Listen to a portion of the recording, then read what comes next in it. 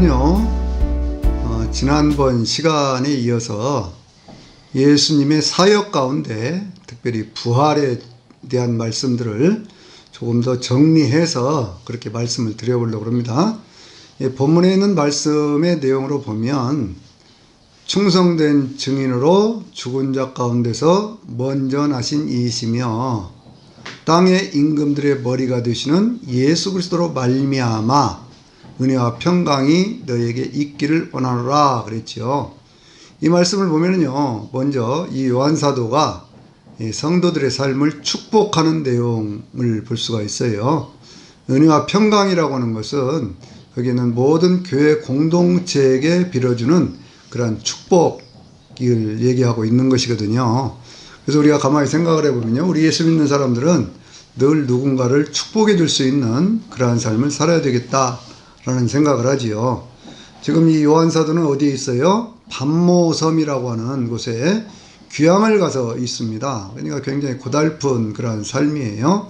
그런데 그럼에도 불구하고 하나님의 이름으로 누군가를 축복하고 있다라고 하는 걸 생각해 보면 우리의 삶의 자세가 어떠해야 되는가라고 하는 것을 이 요한 사도를 통해서 배울 수가 있게 되지요. 요한 사도가 삼위일체 되신 하나님 가운데 성자 예수님에 대한 얘기를 하면서 먼저 충성된 증인이라고 하는 말씀으로부터 시작을 하지요. 이 충성이라고 하는 말은 faithful이라고 하는 그런 단어인데 믿음이 충만하다 그런 얘기예요.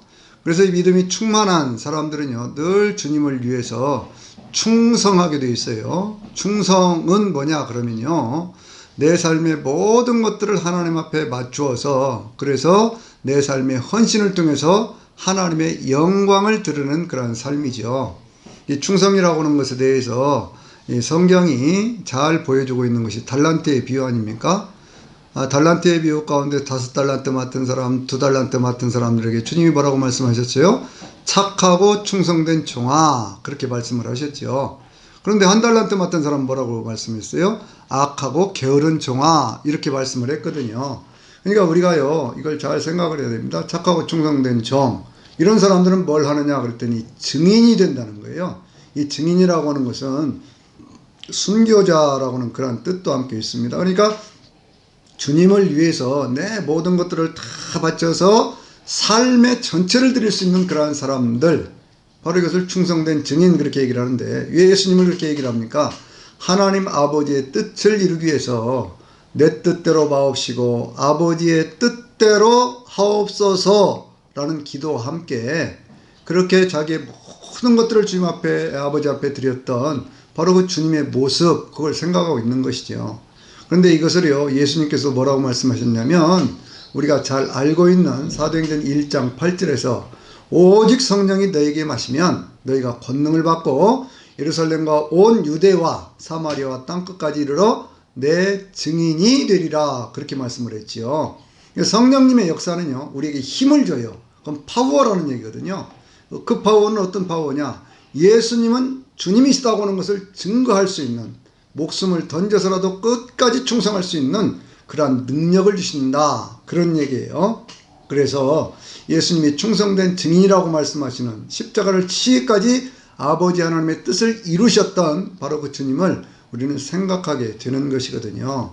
그래서 우리가 교회 생활을 하면서 늘 생각해 보면요, 교회에서 나는 정말 충성된 증인인가, 그런 생각하게 되지요. 오늘날의 교회는요, 싹군들이 너무나 많아요. 싹군들. 또 누가 그렇게 많습니까? 그것은 종교 사기꾼들이 그렇게 많아요.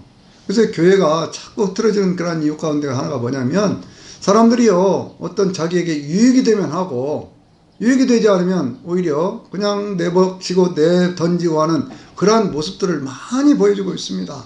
또 어떤 사람들은 하나님의 이름을 빌어서 예수 그리스도를 팔아서 성령의 은사를 교묘하게 속여가지고 그렇게 해가지고 사람들을 오히려 억압하고 잘못된 길로 끌고 가고 오는 그러한 모습들을 볼 수가 있거든요.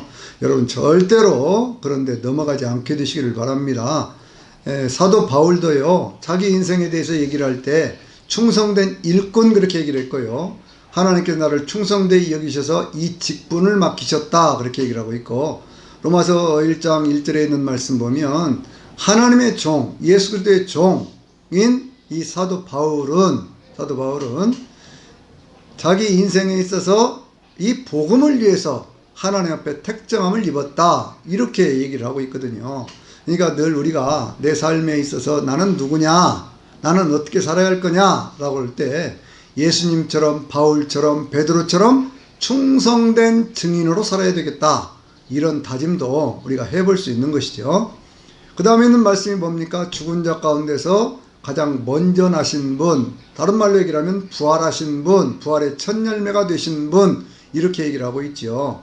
근데 죽은 자 가운데서 먼저 나셨다라고 얘기를 할 때 우리가 먼저 이해해야 될 것이 뭐냐면, 성경에서 말하는 죽음이라는 것이 뭐냐, 그거예요. 여러분이 죽음이라고 하는 것에 여러 가지 차원이 있죠. 생물학적인 죽음이 있습니다. 그것은 뭐냐면 우리의 삶에 있어서요, 어떤 그런 호흡이 끊어지고 생명이 더 이상 작동하지 않고, 그러면 숨이 멈추고 의식이 끊어지면, 그러면 그것을 죽었다, 그렇게 얘기를 하잖아요. 이걸 생물학적 죽음, 그렇게 얘기를 합니다. 또 하나의 죽음이 있습니다. 그것은 뭐냐면 정신적 죽음이에요. 어떤 사람이 무엇인가 자기가 원하는 일을 하지 못하도록 억압을 할 때, 그 사람을 괴롭혀 가지고 자기 어떤 그런 정신 상태에 분열을 일으키게 만들고, 그러면서는 왕따 같은 그런 짓들, 그런 것들을 할 때 그것은 정신적으로 그 사람을 죽이는 행위가 되는 것이거든요. 그런가 하면은요, 영적인 죽음이 있어요. 영적인 죽음. 영적인 죽음은 뭐냐 그러면 하나님과의 생명의 관계가 끊어진 것을 우리는 영적인 죽음이다, 이렇게 얘기를 하는 것이거든요. 그래서 우리가 이러한 어떤 죽음의 상태를 넘어갈 수 있도록 하는 것이, 그것이 우리의 삶의 목표가 되는 것이거든요. 그래서 이제 이 성경에서 말씀하고 있는 이 죽음이라는 것은 뭐냐면, 성경에서는요, 어떤 생물학적인 죽음도 죽음이라고 얘기를 하고 있고, 정신적인 것도 죽음이라고 얘기를 하고 있지만, 가장 기본적으로 얘기하고 있는 것은 영적인 죽음인데, 이 영적인 어떤 그러한 죽음의 상태에서 벗어나서 영원한 생명에 이르는 것, 바로 그것을 부활, 그렇게 얘기를 하는 것이거든요. 그래서 우리가 이 부활에 대해서 체험을 하게 되는 것이, 성경에는 여러 가지 차원에서 얘기를 합니다. 첫째는 뭘 얘기를 하느냐 그러면 우리가 거듭났다, 중생했다, 그런 얘기를 하지요. 예수 그리스도를 믿고 하나님의 자녀가 되는 것, 이것이 우리가 삶에 예수 믿는 사람들이 첫 번째로 체험할 수 있는 부활이죠. 생활 속에서 체험할 수 있는 부활입니다. 내가 하나님의 자녀가 되는 거예요. 이 하나님의 자녀가 되는 그러한 과정들에 대해서 성경은 여러 가지로 말씀을 하고 있는데, 이 베드로전서 1장 23절에 있는 말씀 보면 너희가 거듭난 것은 썩어질 것으로 된 것이 아니라는 거예요. 그것은 영원히 살아계신 하나님의 말씀으로 된 일이다, 그렇게 얘기를 하고 있거든요. 그런데 이 거듭난 그때 어떤 역사가 나타납니까? 에베소 1장 13절에 있는 말씀을 보면은요, 거기에는 우리가 이 하나님의 말씀, 구원의 말씀을 들을 때에 그 말씀을 듣고 믿으면 성령께서 인을 치신다고 그랬어요. 성령께서 인을 치신다고 하는 것은 하나님의 자녀로 인정한다는 거 아닙니까? 그래서 요한복음 1장 10절에 있는 말씀 보면 영접하는 자 곧 그 이름을 믿는 사람들에게는 하나님의 자녀가 되는 권세를 주셨다, 이렇게 말씀하고 있지요. 또 로마서 10장 9절과 10절에 있는 말씀을 보면은요, 그것은 너희가 예수를 주라고 입으로 시인을 하고 예수님을 죽은 자 가운데서 성령 하나님을 통해서 하나님이 살리신 것을 믿으면 구원을 받는다 그랬어요. 마음으로 믿어 의에 이르고 입으로 시인하여 구원에 이르느니라, 그렇게 말씀하고 있죠. 그러니까 물과 성령으로 거듭나는 바로 그 역사 속에서요, 우리는 하나님의 자녀가 되는 것, 이것을 1차적인 부활, 그렇게 얘기를 하는 거예요. 영원한 생명을 가진 하나님의 사람으로서 새로운 출발을 하는 거지요. 우리가 이와 같은 모습들은요, 진짜 예수를 잘 믿으면요, 사람이 변하게 돼 있어요. 깡패짓하고 도둑질하고 뭐 못된 짓 하던 사람이 변합니다. 그래서 그런 짓에서부터 벗어나게 되는 거예요. 그렇게 되는 것을 부활의 첫 번째 사건으로 이렇게 얘기를 합니다. 두 번째는 뭐냐면은요, 재생이라고 하는 그런 의미가 있어요. 부활이라는 단어 속에. 재생이라고 하는 것은 뭐냐 그러면 어떤 기능을 잃어버렸던 것들이 다시 살아나게 된다라고 하는 것을 부활의 차원에서 또 얘기를 하는 것이거든요.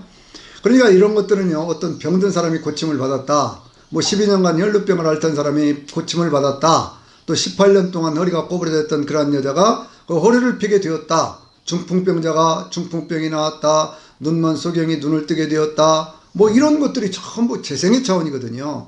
그런데 그 재생의 차원 가운데 성경이 사람의 삶과 죽음에 대한 이야기로 이야기하고 있는 것이 있어요. 그것이 뭐냐 하면 바로 나인성 거부의 아들이 살아난 것이나 혹은 나사로가 살아난 것이나 혹은 회당장 야이로의 딸이 살아난 것이나 이런 것들을 말씀하고 있거든요. 근데 그 이야기들을 우리가 쭉 보면 거기서 우리는 뭘 느낄 수 있냐면요.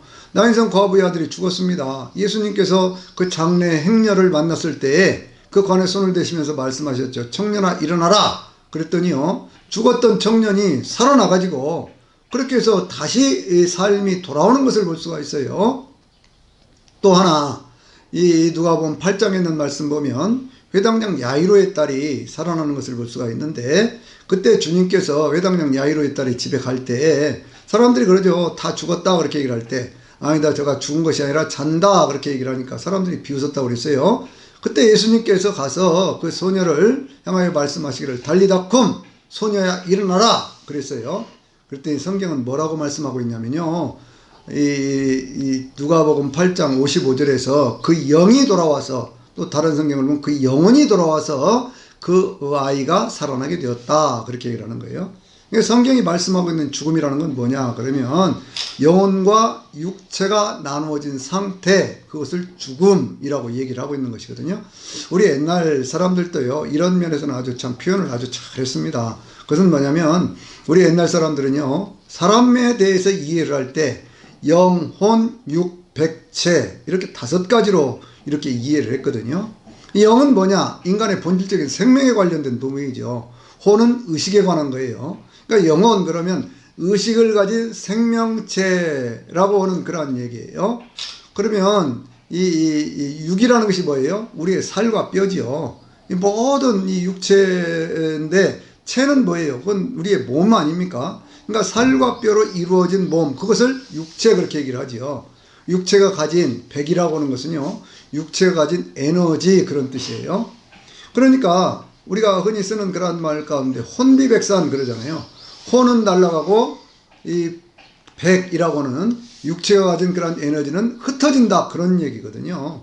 그러니까 옛날 사람들이요 영혼과 육체가 나누어지는 어떤 그러한 모습들을 그와 같은 모습으로 참 잘 표현을 했다 그렇게도 보아지는 겁니다. 죽은 사람이 살아난 그런 얘기 가운데 죽은 나사로가 다시 살아나는 그런 얘기가 있습니다. 죽은 지 나흘이 되었어요. 그런데 예수님께서 그 무덤가에 가셔서 말씀을 하시기를 나사로야 나오라 이렇게 말씀을 했을 때요. 죽은 지 나흘 되었던 나사로가 다시 그 생명을 얻어서 그러니까 이제 그 회당장 야이로의 딸의 경우로 보면 그 영이 돌아와서 그렇게 해가지고 그 생명이 다시 살아나서 육체가 재기능을 하는 것이 되었다고 얘기해요. 그런데 왜 이것을 재생이라고 우리가 얘기를 하냐면 그렇게 살았어도 그들은 다시 죽는다라고 하는 것 때문에 재생 그렇게 얘기를 하는 것이거든요. 그러나 삶에 있어서 어떤 질병이라든지 어떤 고통이 있을 때 하나님이 주시는 일상적인 은혜 가운데 하나인 재생의 은혜도 부활의 은혜 가운데 하나니까요. 이러한 은혜를 늘 생활 속에서 예수 이름으로 체험하며 사시기를 바랍니다. 우리 기독교가 아닌 다른 종교, 예를 들면 불교 같은 데에서 얘기하고 있는 것 가운데 하나는 뭐가 있어요? 환생이라는 그런 개념이 있습니다. 이생이 있으면 뭐 내생이 있다. 흔히 그런 이야기. 이생에서 다 못한 것 내생에서 하자. 이런 어떤 그런 말 우리가 흔히 많이 사람들이 쓰지 않습니까? 근데 이것은 무슨 얘기냐 그러면요.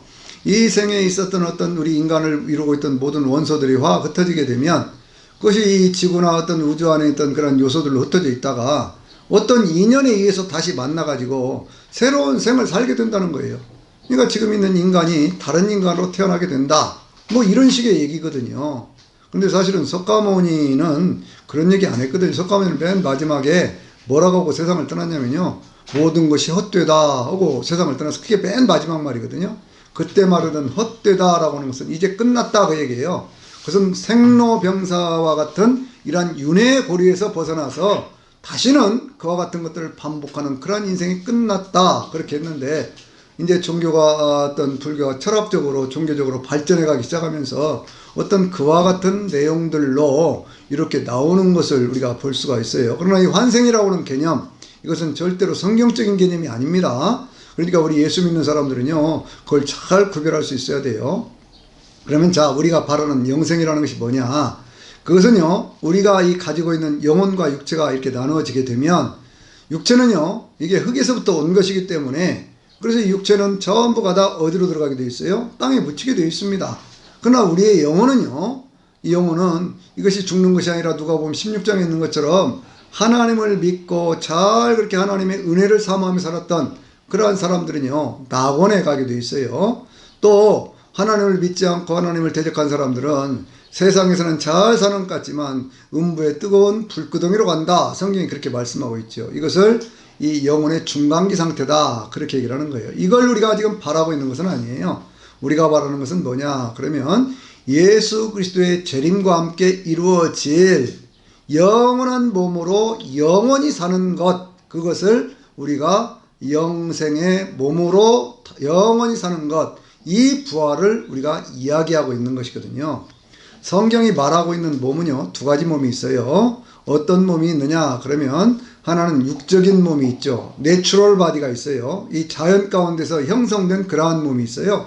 이것은 이 고린도전서 15장에 보면 썩을 몸이고 자꾸 쇠하여져 가는 몸이고 결국은 멸망을 당할 그러한 몸이에요. 그러나 영적인 몸, 스피리추얼 바디는요, 그것은 쇠하지 않고 죽지 않는 영생의 몸이 되는 거예요. 그러니까 이 과정이 어떻게 해서 그렇게 되느냐 그러면요, 우리가 살아가는 모든 과정 속에 이 내추럴 바디로 있는 이 몸이 예수 그리스도의 재림과 함께요, 이것이 홀연히 변화한다. 고린도전서 15장에서는 그렇게 말씀하고 있거든요. 변화한다는 거예요. 그러니까 이것이 어떤 그 육적인 몸 그것으로 계속해서 영생하는 것이 아니라 영적인 몸으로 변해서 영원히 산다. 그렇게 말씀을 하고 있는 것이거든요. 그러니까 우리가 이 부활이라고 하는 것을 얘기를 할 때 그것은요, 성경이 여러 곳에서 얘기를 하고 있는데, 예를 들면 이 휴거의 사건이 바로 그러한 사건이거든요.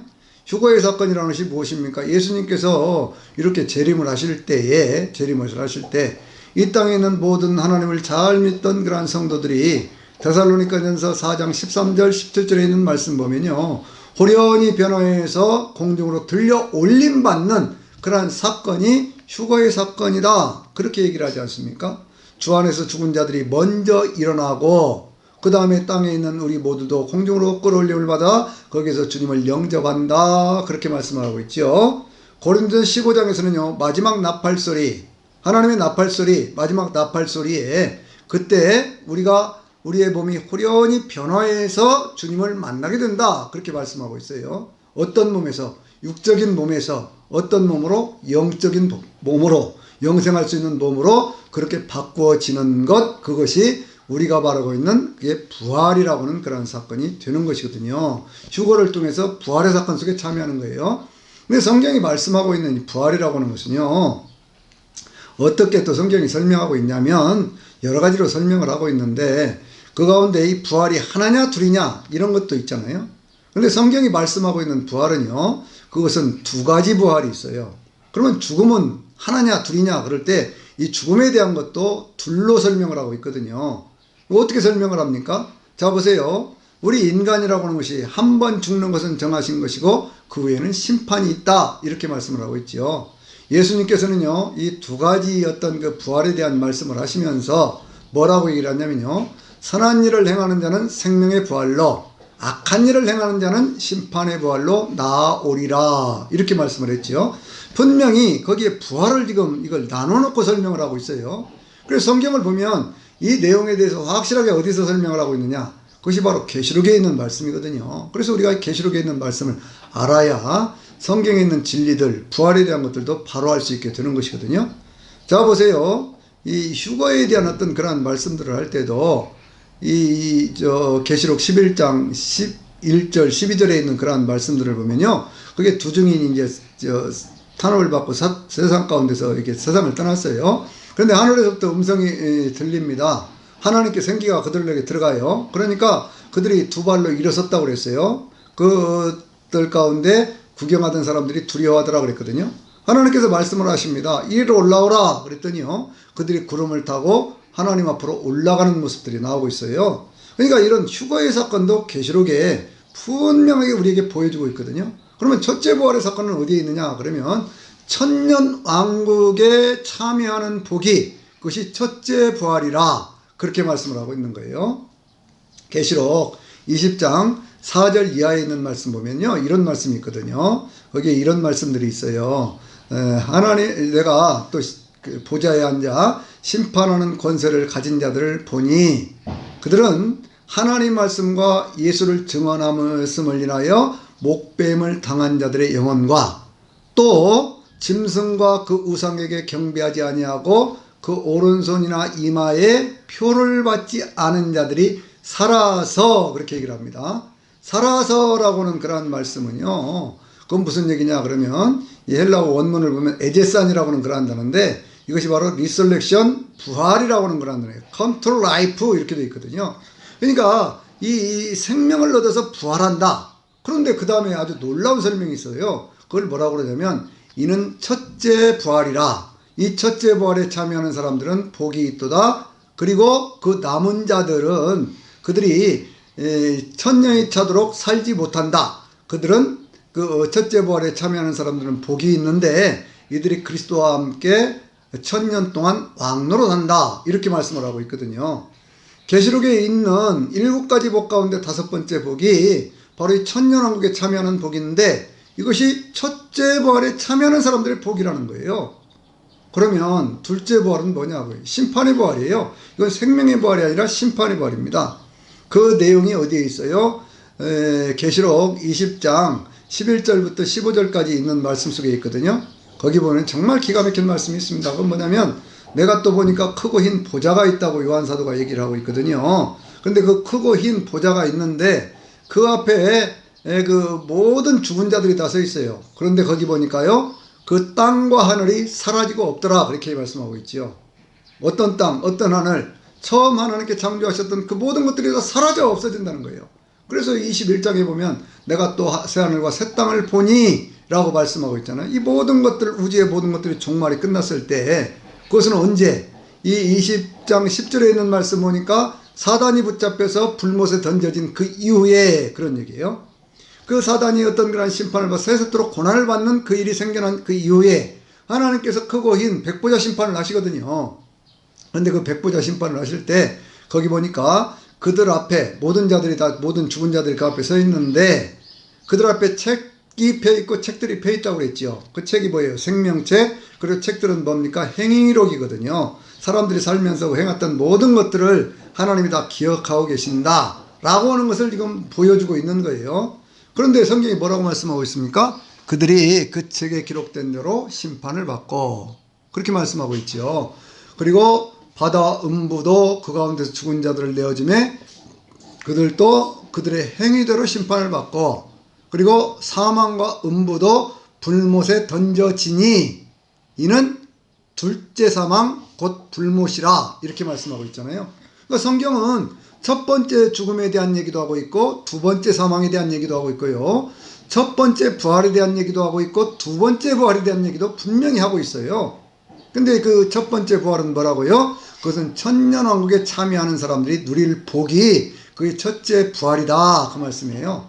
낙원에 있는 자들이 주님이 재림하실 때 함께 내려오고 이 땅에 있는 성도들은 예수 그리스도께서 재림하실 때 호련히 변화해서 공중으로 끌려올림 받아서 그렇게 해서 주님 앞에 구원의 역사를 함께 참여하면서 이 땅에서 이루어질 천년왕국에 참여하는 그러한 복을 누리는 것을 첫째 부활 그렇게 얘기를 하지요.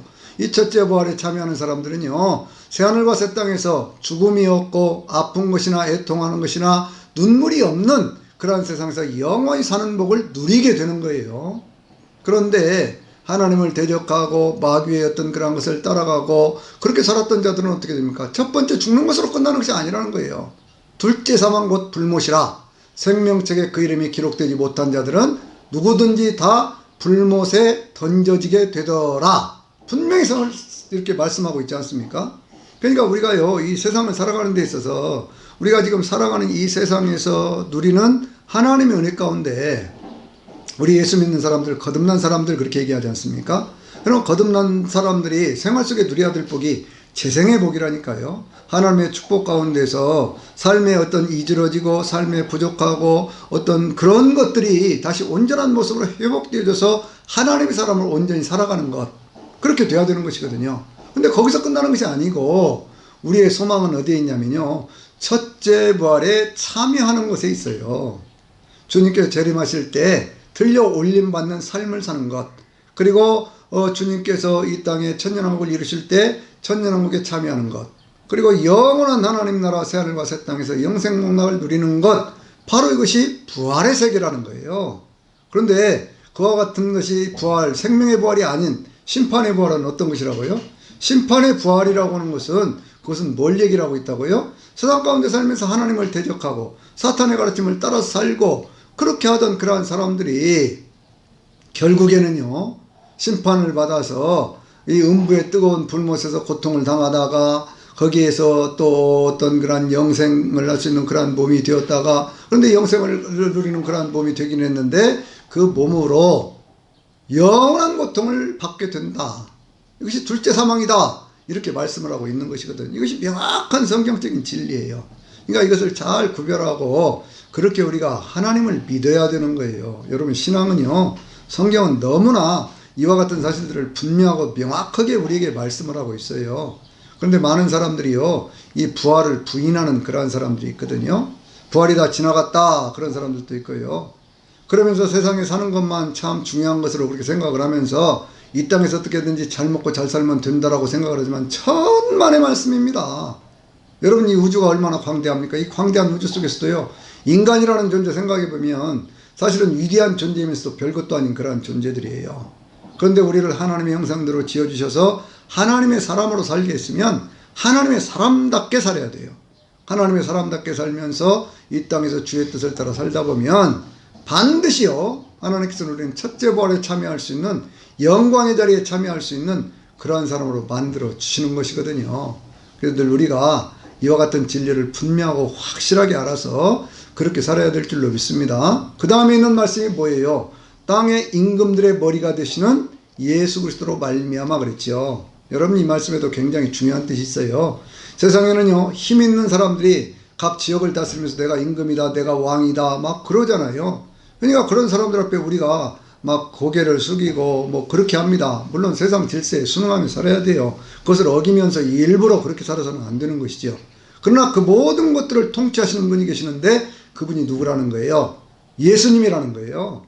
예수님께서 말씀하셨죠. 하늘과 땅의 모든 권세를 내게 주셨다. 그렇게 말씀하고 있지요. 그러니까 우리가 정말 섬겨야 될 나의 주, 나의 하나님은 바로 예수 그리스도셔요. 왜 이런 고백들이 중요하냐 그러면요, 이 계시록에는요, 대문자로 쓰여진 곳이 두 군데가 있거든요. 그것이 어디에 있냐면 하나는 17장 5절에 있는데, 거기에 보면요, 한 음녀에 대한 그러한 얘기를 하면서 그 음녀의 이마에 이름이 쓰여져 있는데, 비밀이라 큰 바벨론이라 땅에 음란한 것들과 가증한 것들의 어미라고 하는 단어가 쓰여 있어요. 이것이 헬라어 원문 성경을 보면 대문자로 쓰여 있습니다. 그게요. 근데 우리말 성경이라든지 그런 것들은요, 그냥 똑같이 써놔가지고 구별이 잘 안 되게 되어 있거든요. 이것은 하나님을 대적하는 세력이 있다고 하는 것을 아주 상징적으로 보여주는 거예요. 그럼 예수 그리스도는 누구냐?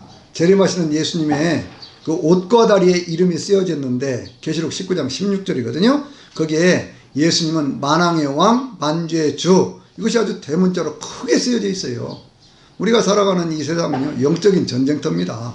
그렇기 때문에 이 영적인 전쟁터에서 참으로 이 세상 모든 것들을 주관하시고 또 섭리하시고 통치하시는 분이 누구냐라고 하는 것을 확실하게 알고 믿을 때, 그리고 그 말씀 따라서 살 때, 충성된 증인으로 살 때에 우리에게 뭐가 주어지는 거예요? 그것이 바로 천년왕국의 축복이 주어지는 것이고 영원한 새하늘과 새 땅의 복이 임하게 되는 것이거든요. 근데 이단에 속한 자들이요, 이 말씀을 교묘하게 어떤 그런 것을 바꿔가지고 육체 영생 불사라고 하는 어떤 그런 식으로 그것을 바꿔가지고 천년왕국에 참여하는 것처럼 얘기를 합니다. 이단들이 지금 그러고 있잖아요. 14만 4천에 들어오면 그렇게 되느니 어쩌느니 그렇게 얘기를 하는. 그런데 이것은 뭐와 같은 것이냐면요, 접신사상하고 똑같은 거예요. 접신사상. 그리고 육체가 죽지 않고 영생한다. 그것이 도교에서 말하는 신선사상. 이런 것들을 교묘하게 기독교적인 어떤 그런 것들로 살바꿈을 시켜서 그러는 것이거든요. 아니에요. 기독교가 말하고 있는 거 그게 아닙니다. 하나님의 능력, 천지를 창조하신 하나님의 능력이 우리에게 새롭게 역사를 하시는 바로 그날이 있는데, 그날이 바로 예수 그리스도의 재림의 날이고, 예수께서 재림하실 때 첫째 부활에 참여하는 것이 참된 부활이다. 이렇게 말씀하고 있는 거거든요. 이 부활의 진리에 대해서 확실한 지식과 믿음을 가지고 그렇게 늘 주의 은혜 가운데 사시기를 바랍니다. 아멘.